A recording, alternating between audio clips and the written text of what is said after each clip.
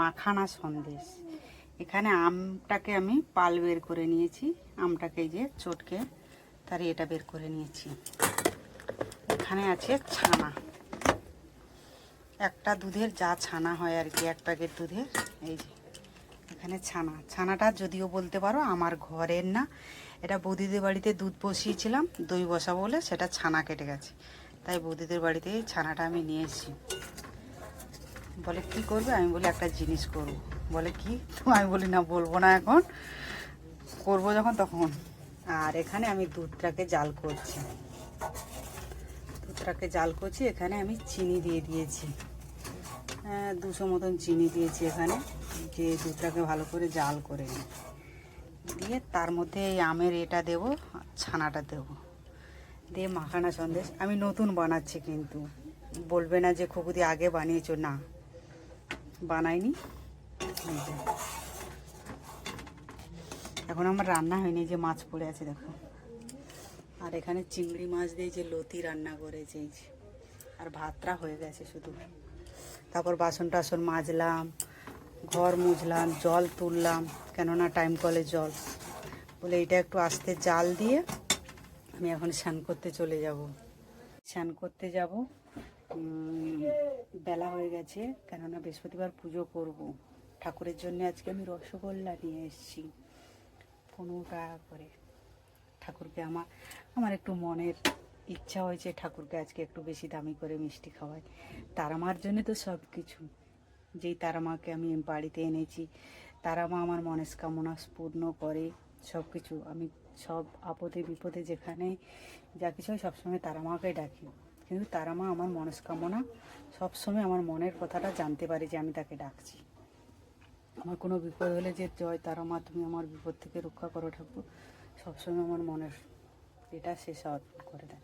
তাই জন্যে আর আমি গেছিলাম আজকের ব্যাংকে আমি টাকা তুলতে গেছিলাম, কেননা জামাই ষষ্ঠীতে যাব, আমার টাকা লাগবে। তাই জন্যে ব্যাংক থেকে টাকা তুলে আগে ঠাকুরের জন্য মিষ্টি কিনেছি, কিনে তারপরে বাড়ি এসেছি। তাই এটা বাড়িতে করছি, এটা ঠাকুরকে দেওয়া যাবে না, কেননা এখানে রান্নারে দেওয়া যাবে না। তাহলে ঠিক আছে বন্ধুরা, দেখতে থাকো তোমরা কেমন হয় ওইটা সন্দেশটা। এখানে থালার মধ্যে আমি সেট করে দিয়েছি, ঠান্ডা হলে তারপর পিস পিস করে কাটবো। জানি না কেমন হবে, বলতে পারবো না, আমি আজকে নতুন বানালাম কিন্তু। আর এই যে আমার মা তারাকে পুজো করা হয়েছে। আর এই যে বাজারে এনেছি, এখনও গুছাইনি আমি, তেলের প্যাকেট, সুজি, 3টে তেলের প্যাকেট, 2টো সাদা, একটা সরষা তেল, তারপর সুজি, সিমই, চিড়ে এনেছি, তো এমনি পড়ে আছে, গুছানো হয়নি। আর এখন আমার খিদে পেয়েছে প্রচণ্ড, আমি এখন খাওয়া দাওয়া করব। মাছের ঝোল, আর এখানে জলপাইটাকে করছি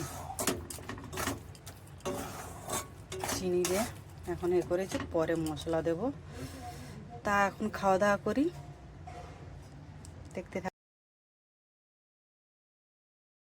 চলে এসছি ফুকুমনি ফেসবুক ব্লগে, আর ভাল লাগছে না। এখন আমি সিঙ্গাড়ার চা নিয়ে বসে গেছি।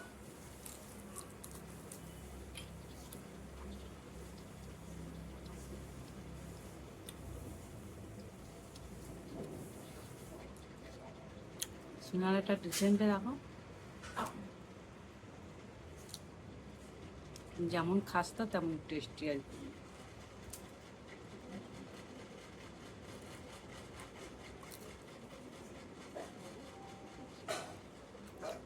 ওই সিঙ্গাড়াটা কাকিমাদের পাশের ঘরে একটা বাচ্চা, মানে দোতলায় আর কি, ওই বাচ্চাটার কালকে জন্মদিন ছিল। তারা তো যে অনুকূলে রে মনে হয় কাকিমাদেরকে দিয়ে গেছে, তা কাকিমা বলে তুই সিঙ্গাড়াটা খা। দিয়ে আমি এখন এই সিঙ্গাড়াটা একটু চা দিয়ে খাচ্ছি। আর আজকে শাক ভাজা হয়েছে, ডাল হয়েছে, মাছের ঝাল, আর মোচার তরকারি হচ্ছে।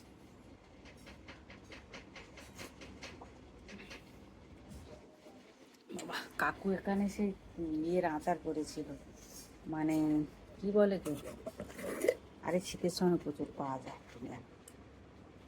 এই যে মানে আমলকির এরকমই দুটো জার, এটা আর্ধেক আছে আর ওইটা পুরো ভর্তি আছে। ওখানে দুটো জারে পুরো ভর্তি ভর্তি। এই যে দেখুন দুটো জার হয়েছে। কাকুই খায় আচ্ছা, ঢাকনাটা ভালো করে না লাগলে আবার কাকু আবার কে ঢাকনা খুলেছে। সত্যি তো, যখন আটকাতে রোদে দেবে তখন তো ইয়ে হবে। এই হচ্ছে ব্যাপার। সবাই কেমন আছো বলো। এই ঝড় বৃষ্টির বাদলে প্রচুর ঝড় বৃষ্টি হচ্ছে, কিন্তু মানে প্রচুর বৃষ্টি ঝড় হচ্ছে, গ্রামে যেমন হচ্ছে এখানেও সে তেমন হচ্ছে। আর তার মধ্যেই বৃষ্টির জলে জানি না আমার কি হয়েছে, বৃষ্টির জল একটু গায়ে হাতে পায়ে লাগলে ভীষণ জ্বর এসে যাচ্ছে।